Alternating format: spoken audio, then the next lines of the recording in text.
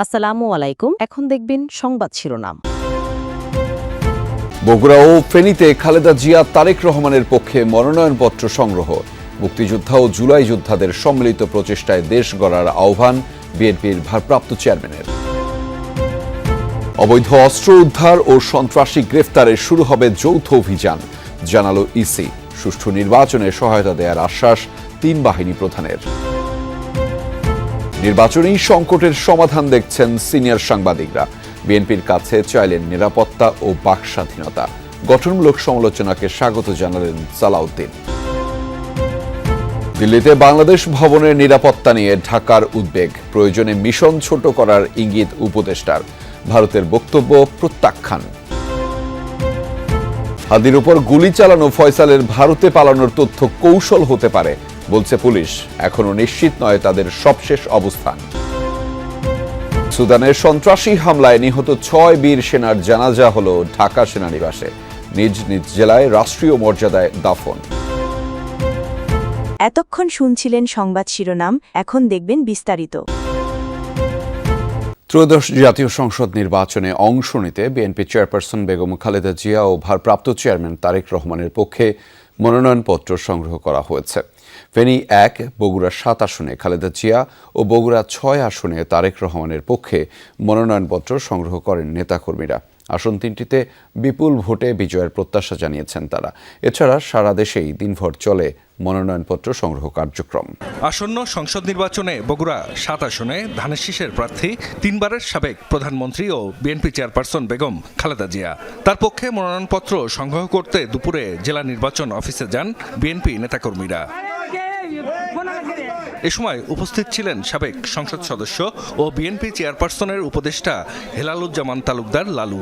মনোনয়নপত্র সংগ্রহ শেষে নেতাকর্মীরা বলেন, বেগম খালেদা জিয়াকে ভোট দিতে অধীর আগ্রহে অপেক্ষা করছেন নির্বাচনী এলাকার মানুষ। দ্রুত তার সুস্থতা কামনা করেন নেতাকর্মীরা। গাবতলী শাহজাহানবাসী যারা আছে এরা অধীর আগ্রহে আছে, সাধারণ জনগণ যারা তারা অধীর আগ্রহে আছে কবে এই 12ই ফেব্রুয়ারি আসবে, কবে ম্যাডামের জন্য তারা ভোট দিবে। আপনারা সবাই দোয়া করবেন, ইনশাআল্লাহ আমরা দেশমাতা বেগম খালেদা জিয়া যেন বগুড়া 7 এলাকা থেকে নির্বাচন করে নির্বাচিত হয়ে দেশ এবং জাতির সেবা করতে পারে।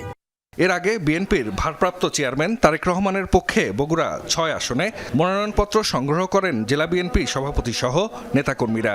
এ সময় তারা বলেন, তারেক রহমান আসনটিতে প্রার্থী হয় নেতাকর্মীদের পাশাপাশি সাধারণ মানুষও উচ্ছ্বসিত।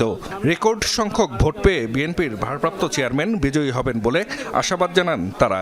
নির্বাচনের পরিবেশ ক্ষতিগ্রস্ত করে এমন সব ধরনের কর্মকাণ্ড কঠোরভাবে দমন করতে আইনশৃঙ্খলা বাহিনীকে নির্দেশ দেওয়া হয়েছে, জানিয়েছেন ইসি কমিশনার মোহাম্মদ সানাউল্লাহ।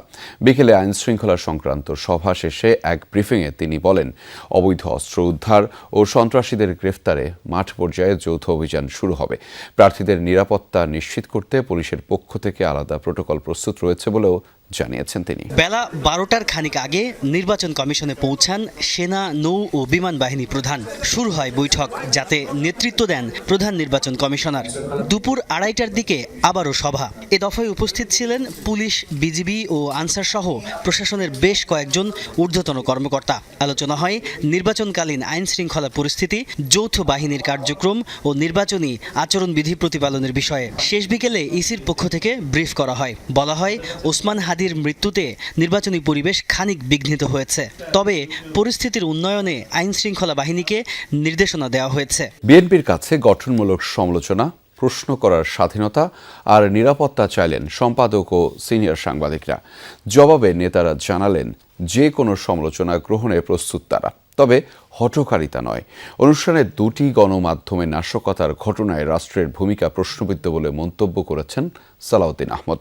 বলেন, সরকারের দুর্বলতায় প্রশ্রয় পেয়েছে মবতন্ত্র। দেশের সংকট নিরসনে নির্বাচনী সমাধান বলে মত দেন গণমাধ্যম সম্পাদকরা। দেশে প্রায় সব স্বনামধন্য পত্রিকার সম্পাদক, প্রকাশক, ইলেকট্রনিক মিডিয়ার প্রধান নির্বাহী, বার্তা প্রধানদের একসঙ্গে করার এমন আয়োজন বিরল। বিএনপির ভারপ্রাপ্ত চেয়ারম্যান তারেক রহমানের স্বদেশ প্রত্যাবর্তন ঘিরে এই মতবিনিময়ের আয়োজন করা হলেও উঠে আসে গণমাধ্যমের সংকট, গণতন্ত্রের চ্যালেঞ্জ তথা বাংলাদেশের ভবিষ্যৎ চিন্তা। গণমাধ্যমের উপরে আক্রমণ না, বাংলাদেশের উপরে আক্রমণ। গণমাধ্যমের শীর্ষ কর্তারা মন খুলে প্রকাশ করেছেন তাদের হতাশা, বাস্তবতা এবং আগামীর বাংলাদেশের স্বপ্ন। সবচেয়ে বেশি কথা হয় নিরাপত্তা এবং গণমাধ্যমের স্বাধীনতা নিয়ে। যে আমরা সবাই নিরাপদ থাকতে চাই, লিখতে চাই, আমাদের কথা বলতে দিন। আপনারা যদি এটা নিশ্চিত করেন সাধুবাদ জানাবো, আর না হলে আবারও হয়তোবা আমরা আপনাদের সমালোচনা করব। দিল্লিতে বাংলাদেশ ভবনে হামলা নিয়ে ভারতের বক্তব্য পুরোপুরি প্রত্যাখ্যান করেছে বাংলাদেশ। সরকারের অবস্থান স্পষ্ট করে পররাষ্ট্র উপদেষ্টা জানিয়েছেন, কূটনৈতিক পাড়ার ভেতরে বিক্ষোভকারীরা কিভাবে আসলো তা নিয়ে প্রশ্ন আছে বাংলাদেশের। তৌহিদ হোসেন বলেন, বাংলাদেশের একজন নাগরিককে হত্যার ঘটনায় সরকার ব্যবস্থা নিচ্ছে, সেটিকে সংখ্যালঘু নির্যাতন হিসেবে দেখানোর যে চেষ্টা করছে ভারত, তা দুঃখজনক। দিল্লিতে বাংলাদেশের হাই কমিশনার ও তার পরিবারের নিরাপত্তা নিয়ে উদ্বেগ জানিয়ে প্রয়োজনে মিশন ছোট করার ভাবনাও জানিয়েছেন উপদেষ্টা। শনিবার রাতের ঘটনা। 3টি গাড়িতে করে রাত 8টা থেকে 9:15টার মধ্যে দিল্লির বাংলাদেশ ভবনের সামনে আসে কিছু মানুষ। গেটে দাঁড়িয়ে চিৎকার ও হাই কমিশনারকে ধরার মতো কথাবার্তা বলে তারা।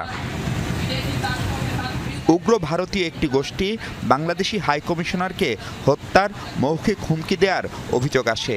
বিষয়টি নিয়ে সংবাদ প্রকাশিত হলে বিবৃতি দিয়ে ভারতের পররাষ্ট্র মন্ত্রণালয় জানায়, মিশনে হামলা হয়নি, ময়মনসিংহের দীপু হত্যার প্রতিবাদ ছিল সেটা। দিল্লির এই অবস্থান কিভাবে দেখছে ঢাকা জানতে চাওয়া হয় বাংলাদেশের পররাষ্ট্র উপদেষ্টার কাছে।